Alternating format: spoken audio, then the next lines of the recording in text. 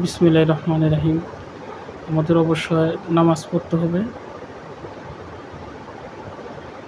তবে নামাজ অবশ্যই পড়বো এবং কোরআনে যা বলছেন, কোরআনে দেখানো পথে আমরা চলব। কিন্তু শুধু নামাজ পড়লে আমরা জান্নাতে যেতে পারবো না, কিন্তু নামাজের পাশাপাশি কিছু সৎ কাজ আছে।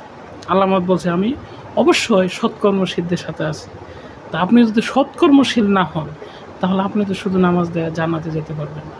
আপনাকে সৎকর্মশীল হতে হবে, একটা খাঁটি মানুষে আপনাকে পরিণত হতে হবে, ধৈর্যশীল হতে হবে, নিন্দা করা যাবে না, মানুষকে ভালোবাসতে হবে, মানুষের তো সদ্গুণ আচরণ করতে হবে, সালাম দিয়ে কথা বলতে হবে, শান্তি বজায় রাখতে হবে, বিশৃঙ্খলা ছাড়াই দিতে হবে। অতএব আপনাকে সৎ কাজের এবং সৎকর্মশীল হতে হবে, সৎ কাজে অন্তর্ভুক্ত হতে হবে।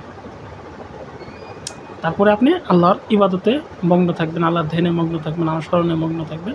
তাহলে আল্লাহ একদিন আপনি দুনিয়াতে এবং পরকালে সফলকাম হবেন। তো একটা সূরা কি বলছে? বিসমিল্লাহির রহমানির রহিম, সূরা মাউন, আয়াত 7, রুকু 1। আপনি কি দেখেছেন, আমি শুধু বাংলাটা বলবো প্রথম আয়াত থেকে।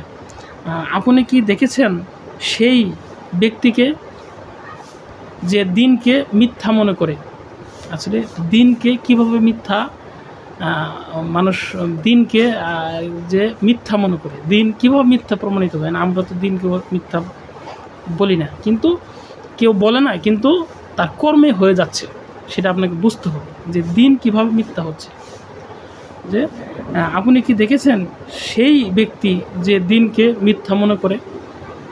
সে তো ওই ব্যক্তি, আল্লাহ তার বইলেও দিছে, যে দিনকে মিথ্যা মনে করে, আল্লাহর দিনকে যে অস্বীকার করে, আল্লাহ রসুলকে যে অস্বীকার করে, সে ওই ব্যক্তি যে এতিমকে ধাক্কা দেয় এবং মিসকিনকে খাদ্যদানে উৎসাহিত করে না। ঘরের দুয়ারে একটা ক্ষুধার্ত ব্যক্তি এলে তারা খাদ্য দানে উৎসাহিত করে না, এবং সে নিজেও দেয় না, অন্য কেউ দিতে দেয় না।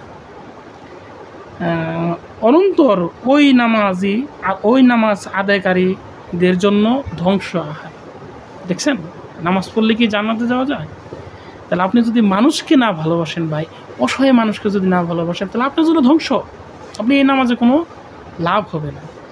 তাহলে কি, যারা নিজেদের নামাজ সম্বন্ধে উদাসীন থাকে, যারা লোক দেখানোর জন্য কাজ করে থাকে, আর সাধারণ জিনিস অন্যকে প্রদান করা থেকে বিরক্ত থাকে, তাহলে অন্যর একটা প্রয়োজন জিনিস হয়েছে, যেমন আমার কোদাল, দাওয়া, কাশি, যেটাই হোক না কেন, যে একটা প্রতিবেশী একটা লোক আইছে, তাকে আমি দিচ্ছি না, তা আমাদের